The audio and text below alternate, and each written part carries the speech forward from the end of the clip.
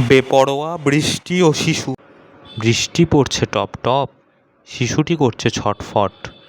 শিশুটির একদিন ইচ্ছে হলো যে সে বৃষ্টিতে ভিজবে, অতঃপর তার মা ও বাবা তাকে নিষেধ করছে যেন না ভেজে। কিন্তু শিশুটি কোনো কথাই শোনে না, কোনো বাধাই মানে না। সে জোর করে বাড়ির থেকে বেরোয় আর বৃষ্টিতে ভেজে।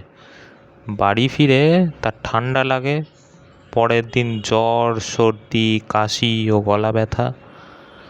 মা ও বাবা শিশুটিকে নিয়ে দুজনেই যায় ডাক্তারের কাছে, হাসপাতালে, কিন্তু শেষমেশ শিশুটিকে আর রক্ষা করা গেল না। তাকে না ফেরার দেশে পাড়ি জমাতে হলো। মা ও বাবার কোল হলো ফাঁকা।